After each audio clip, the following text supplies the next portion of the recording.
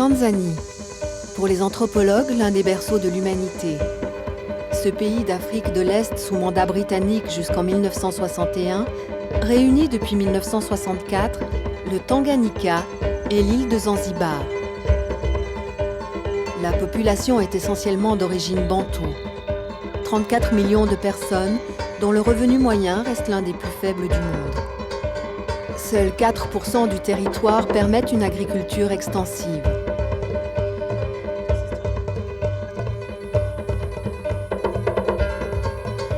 Dominant la plaine, le sommet enneigé du Kilimandjaro est avec ses 5895 mètres le plus haut point du continent. Le reste du pays, et notamment le cratère du Ngorongoro et le Serengeti, abritent des domaines sauvages où vivent encore une grande population d'animaux. Si Dar es Salaam est la capitale du pays, Arusha, la principale ville du nord, est le point de départ des safaris. Mais Zanzibar, à quelques milles au large des côtes, est l'île la plus célèbre inscrite au patrimoine mondial de l'humanité.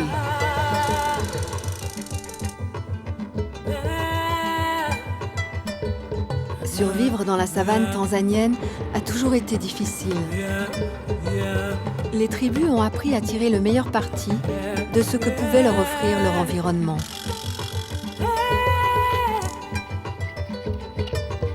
Les Boshiman Majuni, Makaranga et Ndelema se préparent pour la chasse. Avant de partir, ils fument l'herbe des rêves.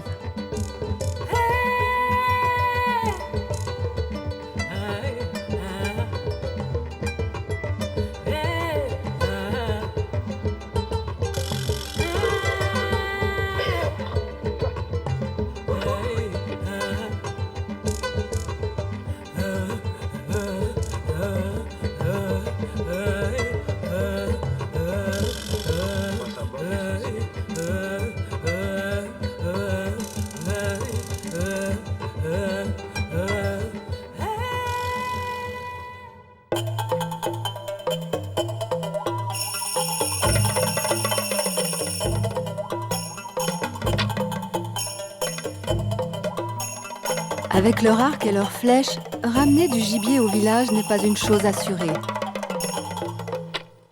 Souvent, les membres de la tribu des Wanzabe doivent se contenter de fruits et de légumes, comme les Nbaku.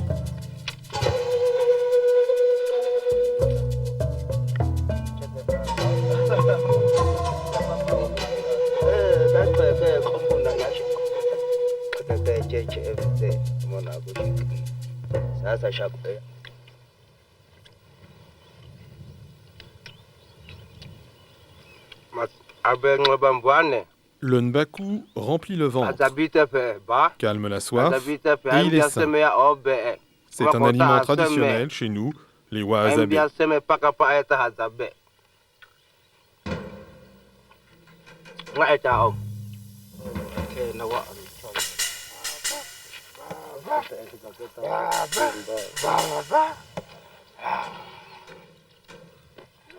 Au village, l'accueil des chasseurs n'est pas vraiment enthousiaste. Ils reviennent encore une fois les mains vides. Une affaire qui ne perturbe pas trop les jeunes filles du village qui jouent à leur jeu favori.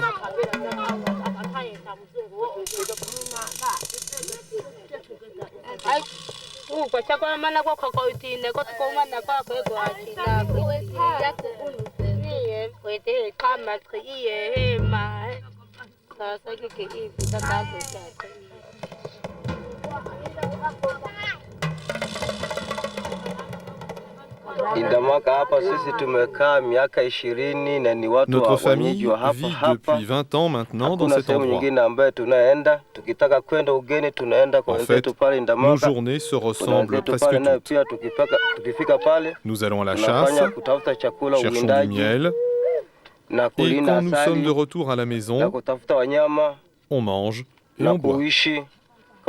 Sinon, il ne se passe pas grand-chose dans notre vie.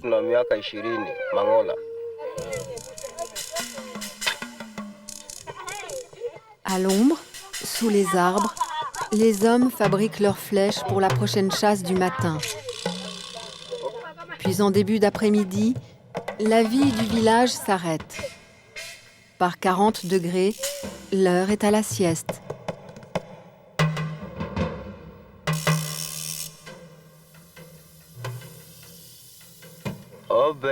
Nous avons un Dieu, mais il n'a rien à voir avec l'Église. Nous lui demandons du soutien et il nous aide. Il nous dirige et il a une grande influence sur notre vie.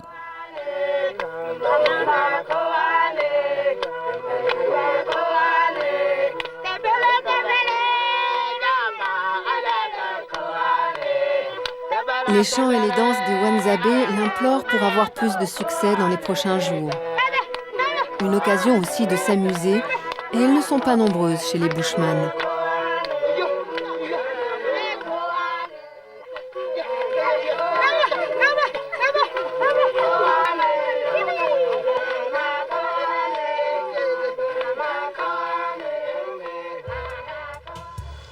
Le contraste avec la vie des habitants de Zanzibar est saisissant. L'île tient son nom de l'exclamation des premiers marins arabes qui y débarquèrent. Zain Zaïbar. Que cette île est belle. Les sultans en prirent possession et développèrent au XVIIIe et XIXe siècle la culture du clou de girofle qui fit leur fortune. Aujourd'hui, le temps dégrade petit à petit leurs palais, vestiges de cet âge d'or.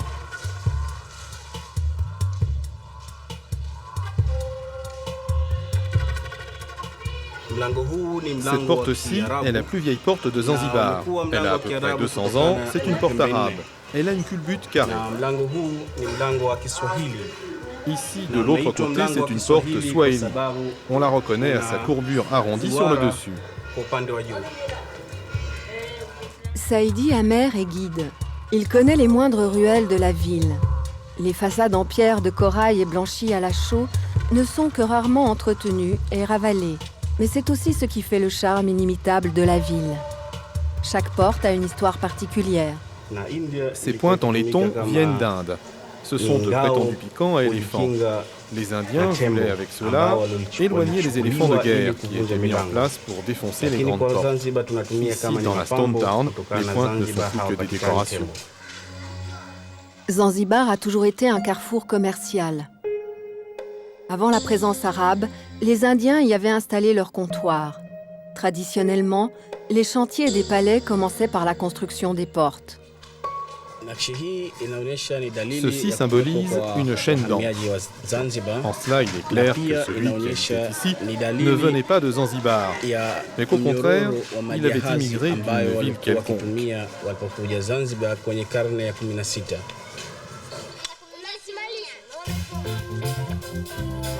La population de l'île est majoritairement musulmane. À la fin du Ramadan, pour Eid al-Fitr, les familles et les amis se réunissent pour faire la fête.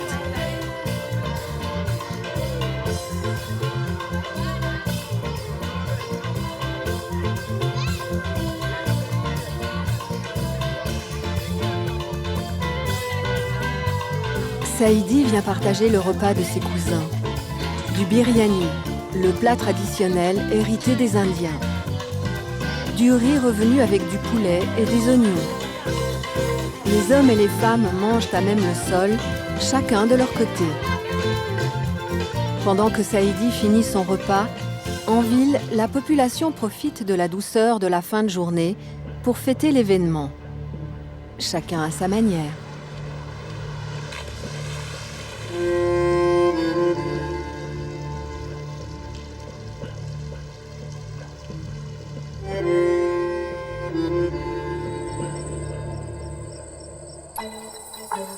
Mais incontestablement, les joyaux de la Tanzanie sont le parc du Serengeti et le cratère de Ngorongoro, situé au cœur du pays.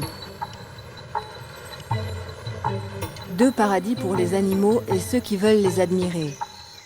Le cratère du Ngorongoro, pour sa diversité animale, a été déclaré lui aussi patrimoine mondial de l'humanité en 1978.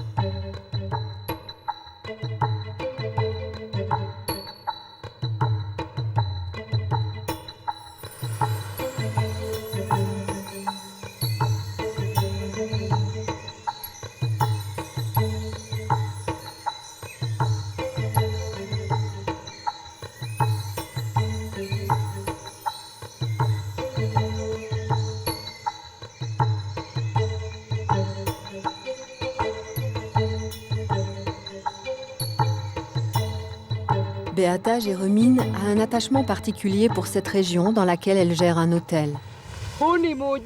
Ce qui est là en bas, c'est la nature qui l'a créé. Et ça en haut, ça vient d'un designer italien. L'hôtel est un trésor niché au cœur du parc. Sa décoration intérieure comme extérieure s'intègre parfaitement à l'environnement. Il a été construit en 1996.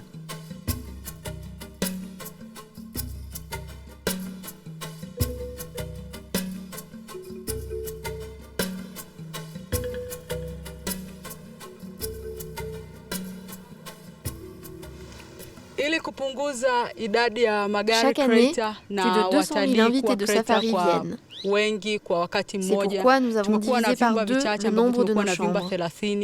C'est notre contribution pour protéger le cratère. Les leftos peuvent profiter d'une expérience unique pour découvrir le Serengeti. Un survol dans l'un des ballons les plus grands du monde. 18 personnes peuvent prendre place à bord de sa nacelle. Le décollage est une expérience à lui seul. En raison de son poids, il ne peut décoller que sur le côté, en position horizontale.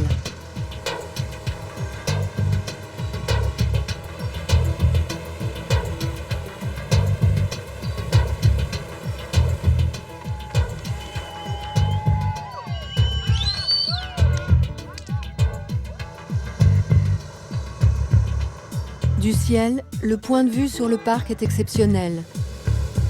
Le silence, brisé uniquement par intermittence par les brûleurs, donne un sentiment de liberté incomparable. Mohamed Massoudi est son pilote. Je suis dans le Serengeti depuis un bon moment déjà, et depuis 7 ans, j'aime voler en ballon. Certes, il n'y a pas de garantie de voir des animaux chaque jour, mais on décroche. On a un regard sur toute la plaine, et on découvre toujours quelque chose. Et c'est exactement ce qui distingue un voyage dans les airs. Le parc est celui des superlatifs. Près de 90 000 touristes viennent chaque année observer les nombreuses espèces qui s'ébattent encore en liberté.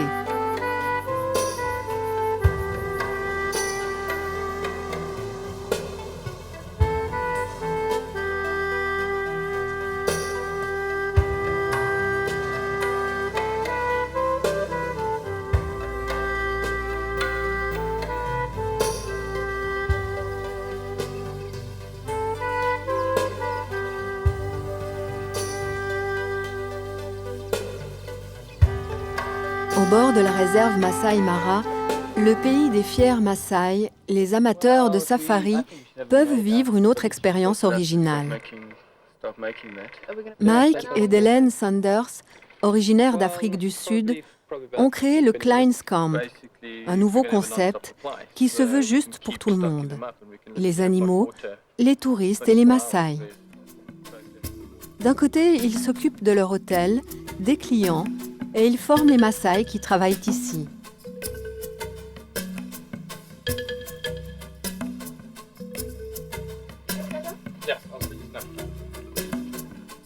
Delen s'acquitte le plus souvent des tâches de bureau.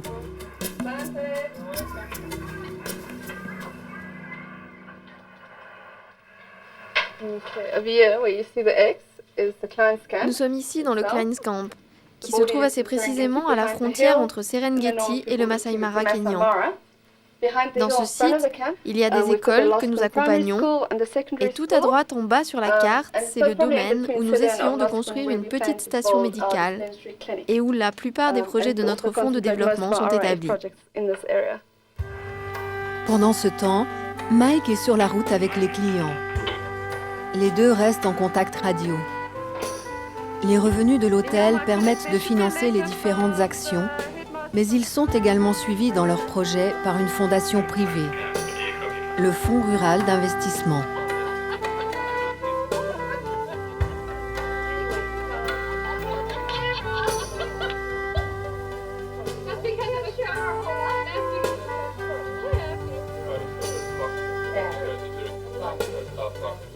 Pour leur safari quotidien, aujourd'hui, les clients devront attendre. Car Delen et Mike ont besoin des services de Batita, l'un des Maasai qui travaille avec eux et qui d'ordinaire les accompagne.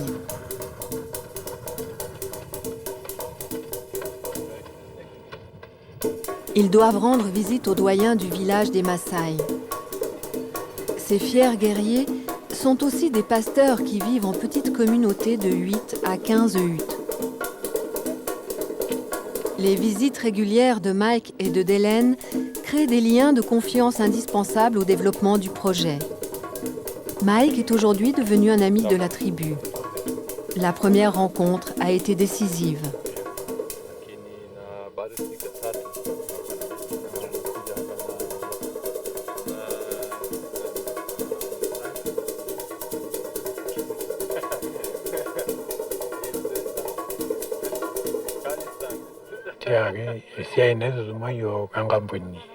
Lorsque Mike est arrivé ici, il a en premier lieu sauvé la vie d'un Maasai. L'homme était grièvement blessé et il l'a emmené à l'hôpital.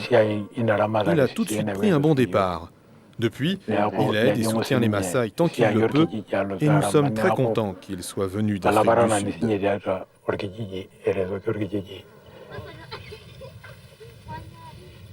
Le travail avec la communauté du village demande beaucoup d'énergie.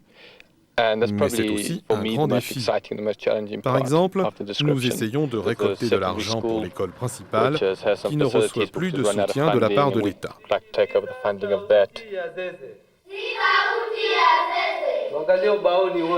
La tâche principale des professeurs.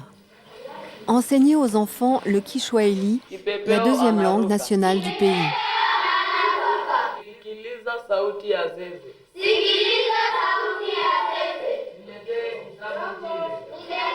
Delaine rend régulièrement visite aux différentes classes. À chaque passage, elle apporte quelques cadeaux aux enfants pour les encourager. Des blocs, des crayons. Il manque de choses élémentaires.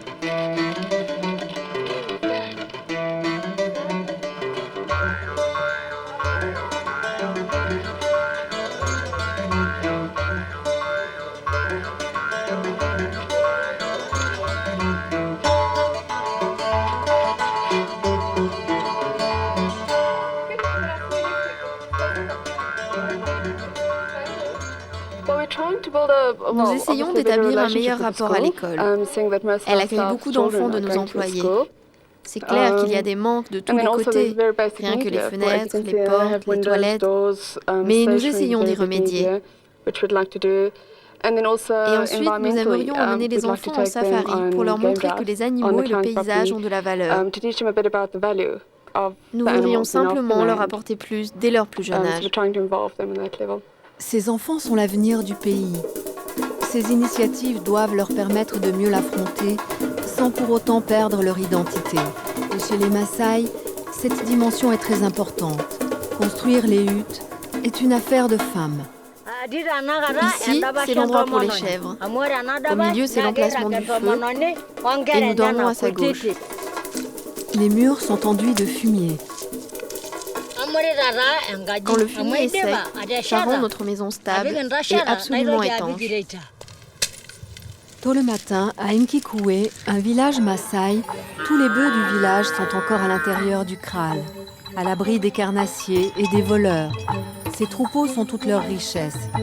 Les Maasai se nourrissent principalement avec le lait de leurs vaches et un fortifiant particulier, leur sang. Pour extraire le sang des animaux, nous utilisons une flèche avec une pointe comme celle-ci, une calebasse.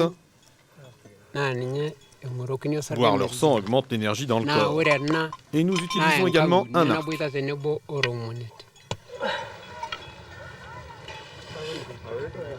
Les hommes se mettent à l'œuvre.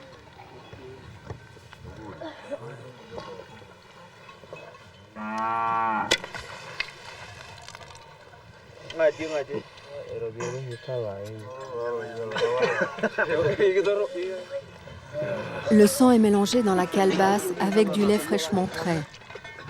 Cette boisson donne de nouvelles forces pour commencer la journée et sortir le troupeau. Leur croyance leur interdit de cultiver la terre. Nous, les Maasai, nous sommes très fiers de notre bétail. Chèvres, vaches, moutons. L'argent ne nous est pas forcément utile. Nous pouvons vivre sans argent, mais pas sans nos bœufs. Simon Sabaya est un homme fier. Il a plusieurs femmes, 2 douzaines d'enfants et presque 1 millier de têtes de bétail. Même s'il porte aujourd'hui un costume à l'occidental, Simon est particulièrement respecté dans les tribus voisines. Il est venu assister à Enoto, la cérémonie qui fera des jeunes guerriers Maasai les Murans. Des hommes prêts à se marier. En attendant, ils vivent dans leur propre kraal, à l'écart des Bomas, leur famille. Seuls les plus vieux de la tribu et leur mère ont le droit de leur rendre visite.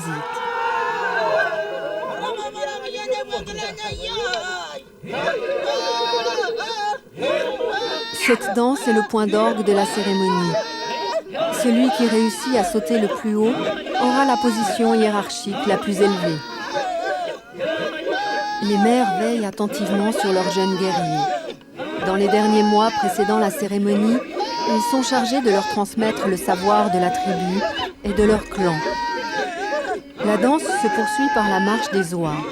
En chantant et se balançant, les jeunes guerriers rejoignent le Manyata, le lieu sacré de la cérémonie. Ils doivent respecter le cérémonial à la lettre. Pour nous, jeunes Maasai, la discipline est ce qu'il y a de plus important. Les plus anciens nous enseignent toujours cette discipline pendant nos années d'apprentissage. Le respect des plus vieux et de la tradition sont très importants à nos yeux. Un dernier combat pour le plaisir. Bientôt, ils seront des hommes mûrs et devront se consacrer à leur famille.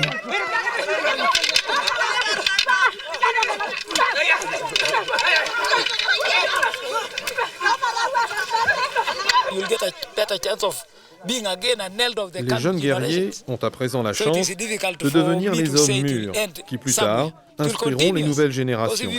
Et cela continue toujours ainsi. En tant que Maasai, on passe toujours d'étape en étape. C'est une évolution perpétuelle jusqu'à la vieillesse.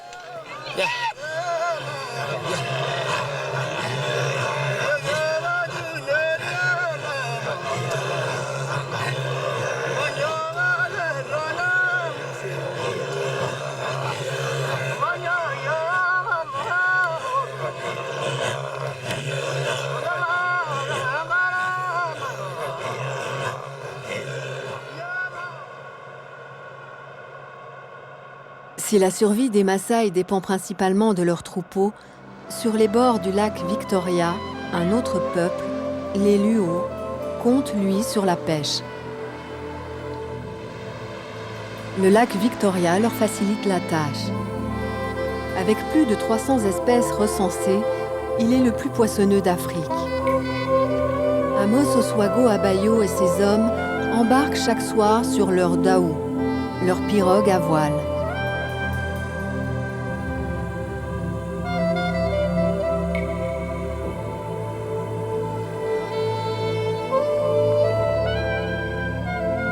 Alors que le soleil s'apprête à se coucher, ils se mettent au travail. Les Luo ont développé une technique de pêche unique. Ils font flotter à la surface de l'eau une lampe à pétrole.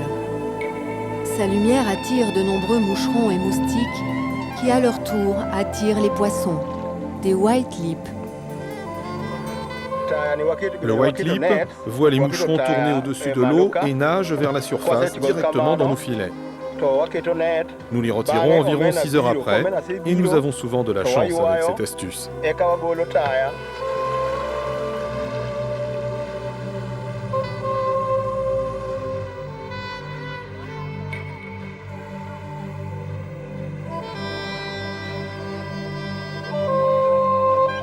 Les pêcheurs reviennent rarement les mains vides.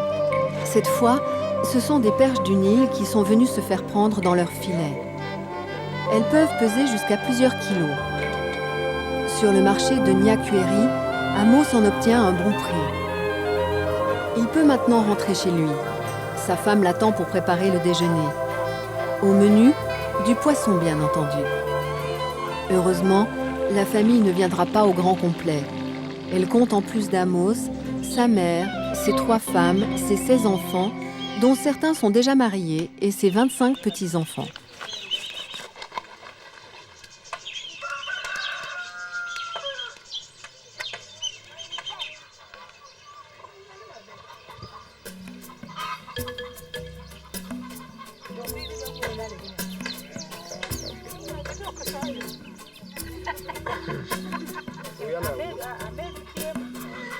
Les eaux du lac Victoria baignent aussi le Kenya, pays frontalier de la Tanzanie et qui lui ressemble en bien des points.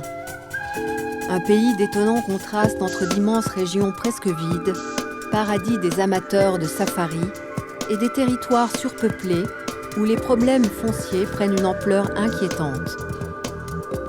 60% de la population vit sur moins de 8% du territoire.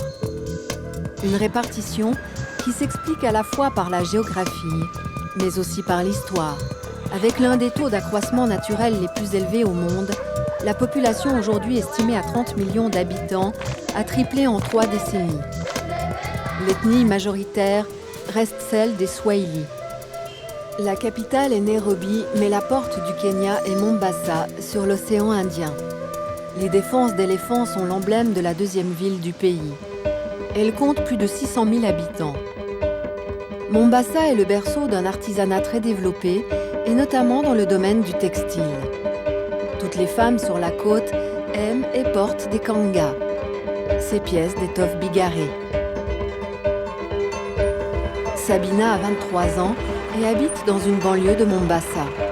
Chaque matin, elle se rend à son travail en empruntant un matatu, un petit bus kényan, généralement bondé.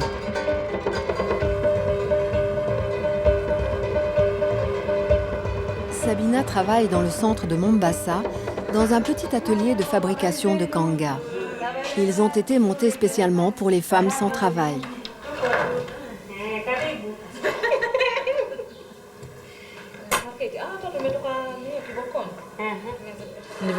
Mes parents sont assez pauvres et j'ai longtemps été au chômage. Ici, je suis heureuse. Colorer les kangas me fait vraiment plaisir. D'abord, nous ficelons le tissu et après, il va dans un bain coloré. Ainsi, il prend une couleur type. Les étoffes baignent dans une teinture naturelle pendant 1 heure, puis elles sont mises à sécher. Leurs couleurs resteront vives pendant des années.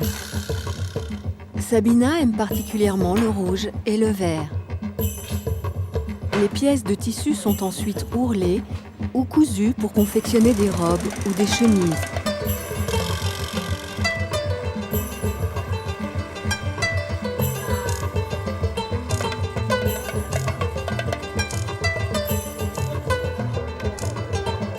À midi, c'est l'heure de pointe sur le marché de Mombasa. Les kangas sont à tous les coins de rue. Sabina fait une pause et en profite pour faire des courses.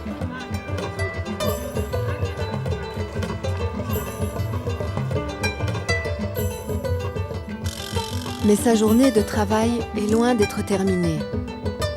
Une fois par semaine, elle prend le bateau pour se rendre à Kilindini, plus à l'intérieur des terres.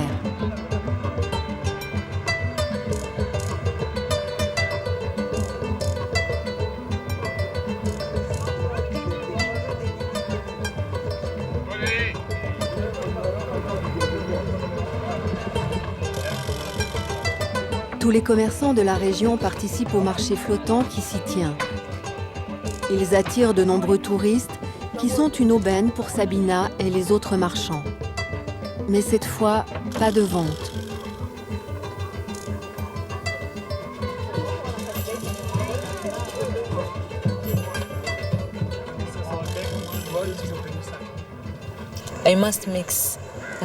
La prochaine fois, il faut que je varie mieux mes modèles.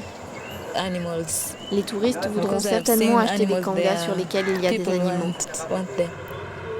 Ils n'en feront certainement pas le même usage que les femmes kenyanes. Pour elles, les kangas servent à tout. Voile pour la prière, harnais pour porter les enfants ou pour les allaiter. Wakati nenda shambani, uchukua mtoto wangu huyo, nikamweleka hivi mgongoni.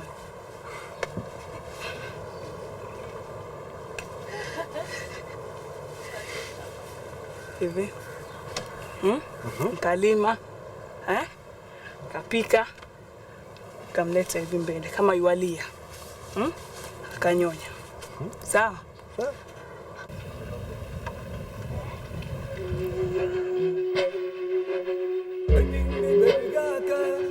Autour de l'artisanat, toute une économie locale s'est développée, le plus souvent avec les moyens du bord.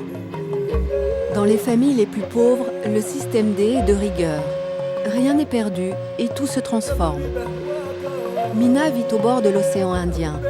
Sa promenade matinale lui permet de récolter la matière première pour fabriquer en famille des petites sculptures qu'elle vendra sur les marchés.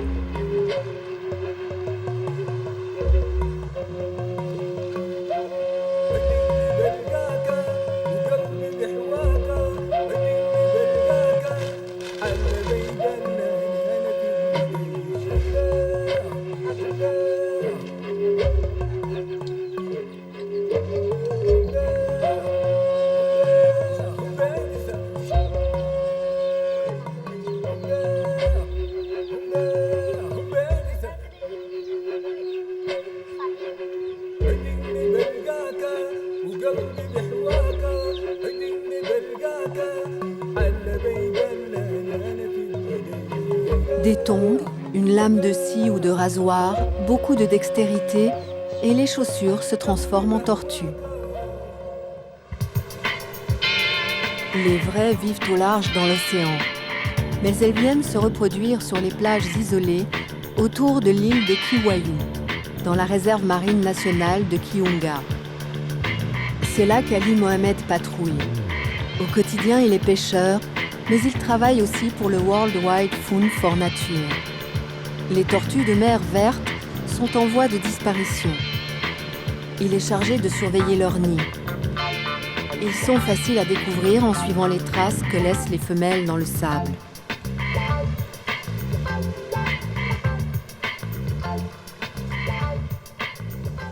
Le WWF m'a tout expliqué sur les tortues.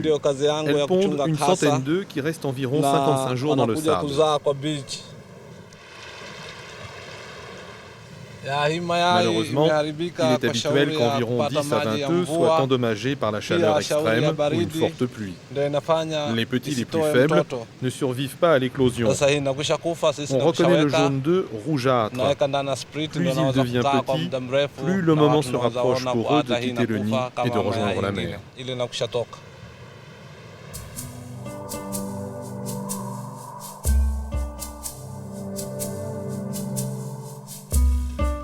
Le soir, lorsque la chaleur diminue, les tortues fraîchement écloses se mettent en route pour la première aventure de leur vie. Celle qui les conduira jusqu'à l'océan. Ali, sur la plage, continue sa mission de protection rapprochée.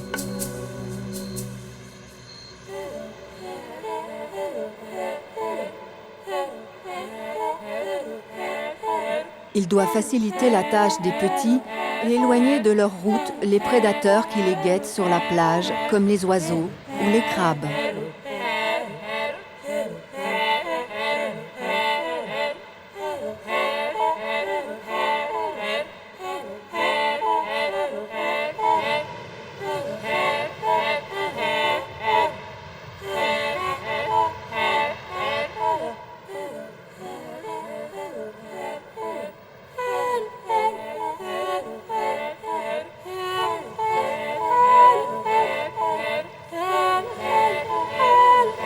Guidées par leur instinct, les tortues progressent. Difficile de croire que ces êtres minuscules deviendront un jour des colosses de 300 kilos. Ali leur offre un raccourci, mais il ne les met pas directement à l'eau. Les tortues ont besoin d'être au contact de leur plage de naissance. C'est ce qui, une fois adultes, les ramènera immanquablement ici pour pondre à leur tour. Même avec l'aide d'Ali, seule une femelle sur 1000 survivra.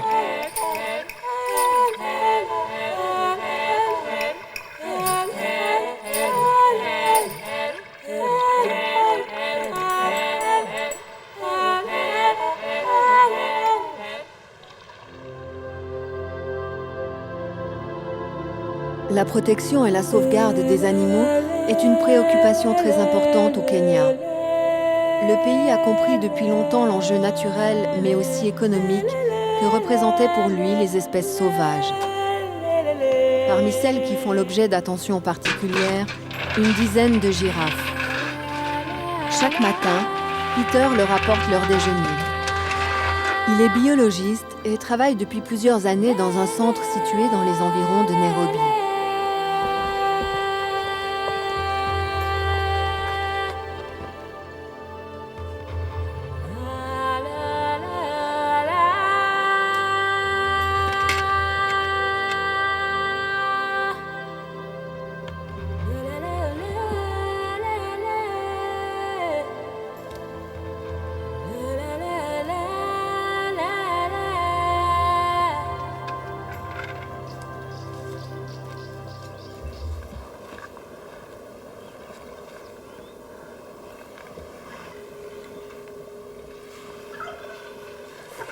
Quand on voit les girafes ainsi, on croit qu'elles sont apprivoisées.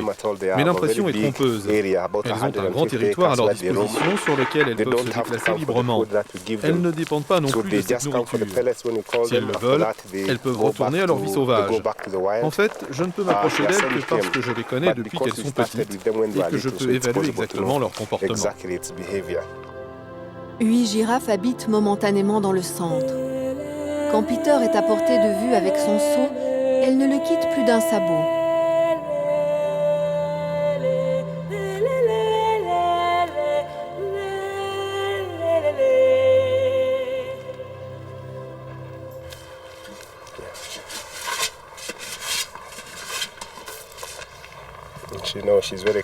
Elle est assez futée. Le seau est vide à présent et elle en cherche un plein. C'est un animal vraiment intelligent. Quand le seau est vide, elle s'en va.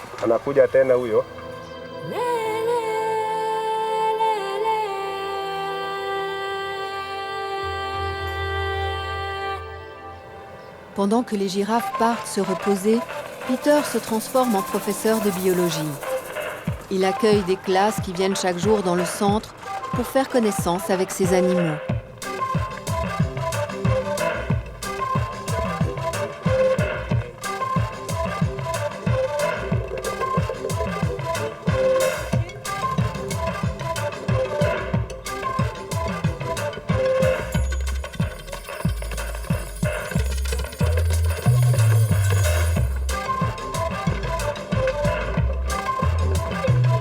Chaque élève reçoit de quoi obtenir les faveurs de l'une des girafes.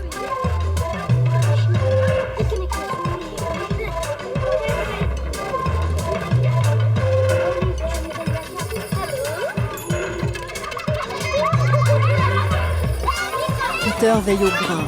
Un coup de tête pourrait facilement envoyer promener l'un des enfants. Avant de repartir, ils sont priés de compter s'ils ont encore tous leurs doigts.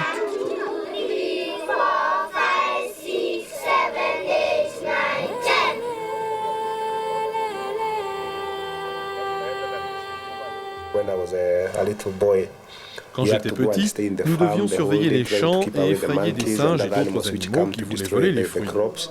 J'ai grandi avec des animaux. Aujourd'hui, ça a l'air complètement différent dans les fermes. Partout, il y a des plantations de café et de thé, et les animaux ont disparu. Les enfants qui grandissent dans mon village aujourd'hui ne voient plus d'animaux sauvages. Je veux apprendre aux enfants que c'est bien et important de respecter et de protéger les animaux.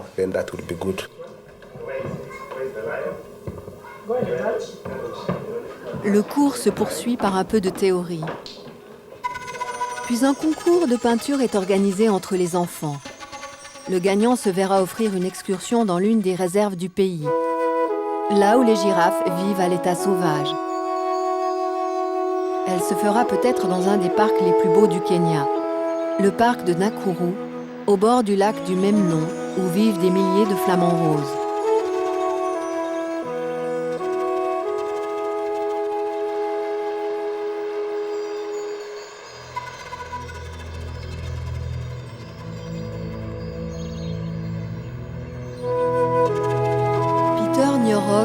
Aime marcher dans cet environnement.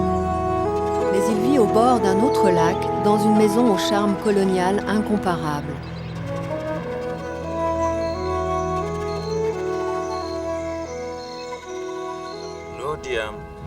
Loldia est une villa coloniale typique, bâtie au début du siècle, au bord du lac Naivasha.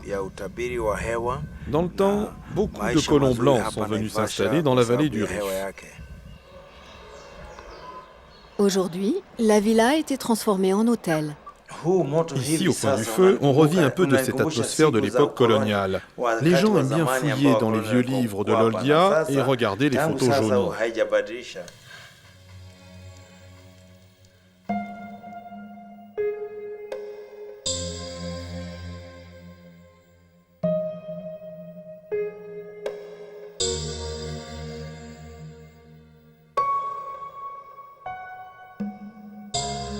Une histoire que personne ne souhaite voir revivre au Kenya. Celle des maîtres blancs qui venaient à la chasse et posaient devant leurs trophées. Mais les choses ont bien changé dans le pays. Les seules armes encore autorisées pour ceux qui traquent les animaux sont les jumelles et l'appareil photo. Dans les plaines de la réserve de Masai Mara, des millions de gnous se rassemblent une fois par an pour leur migration. Un spectacle exceptionnel que ne manquerait sous aucun prétexte Jonathan Scott, un célèbre photographe, et son ami Robin Batchelor, pilote de ballon. À l'ouest, nous avons les montagnes, le Syria Escarpment, haute de 300 mètres environ, la limite ouest du Masai Mara. Au sud, c'est l'immense Serengeti en Tanzanie. J'adore avoir l'escarpment comme arrière-plan pour mes photos.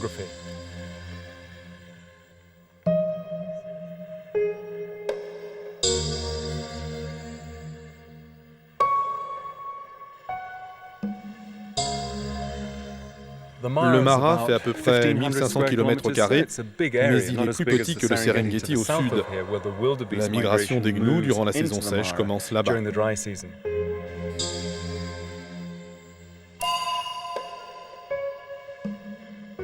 Au loin, ils aperçoivent le troupeau déjà en marche.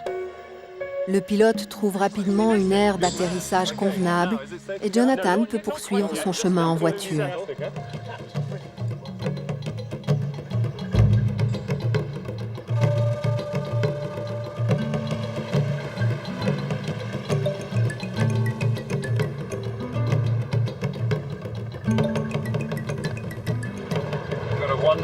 Les gnous viennent d'arriver de la plaine. Ils sont probablement attirés par le fleuve et nous partons là-bas maintenant. Allons voir s'ils boivent ou même s'ils le traversent. Chaque année, la migration des gnous est stoppée par la rivière. Les troupeaux hésitent pendant des jours avant d'oser la traverser. Les bêtes ont soif, mais seules quelques-unes s'aventurent sur la rive. La masse hésite. Elle flaire le danger. Mais le flux incessant des nouveaux arrivants pousse les premières lignes vers la Mara.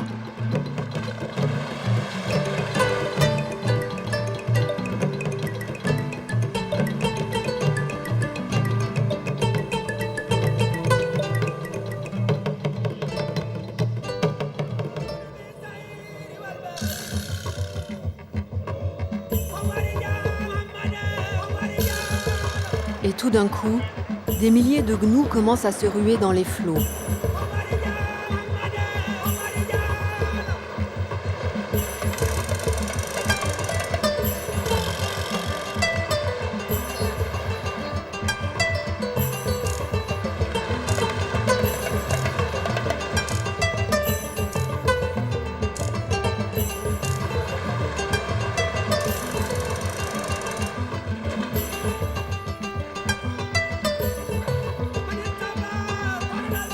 Les crocodiles guettent les animaux les plus faibles qui ne survivront pas à la traversée.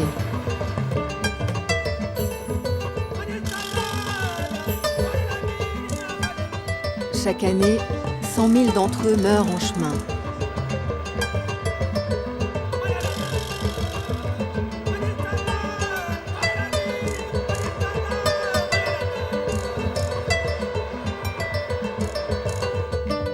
Les survivants dévorent en l'espace de quelques semaines 90% de l'herbe de la réserve. En novembre, ils reprendront le chemin du Serengeti.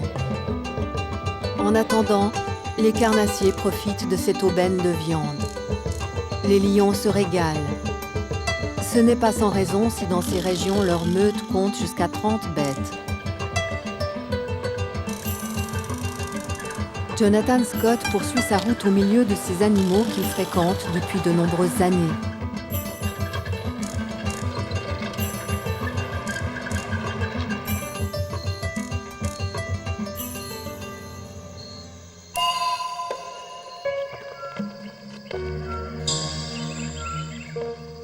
En fin de journée, il rejoint son campement. Un luxe privé au milieu de la brousse. Vous imaginez ça? Un jour, un jeune Anglais est arrivé en Afrique pour camper. À quoi s'attendait-il? Peut-être à un sac de couchage par terre, mais certainement pas à cela. Et pourtant, voilà où j'en suis aujourd'hui.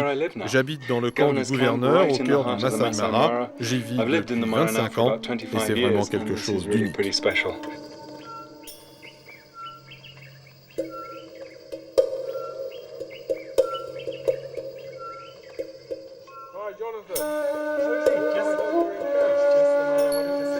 Jonathan reçoit la visite de Haris Grammatikas, un vieil ami avec qui il a fait quelques safaris. Haris attend avec impatience la sortie de son dernier livre. Ils en consultent les premières épreuves. Haris accompagnait Jonathan lorsque certaines de ses photos ont été prises.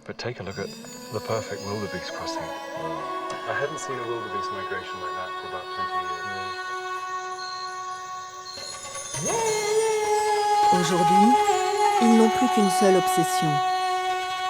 Préserver cet environnement unique et à jamais.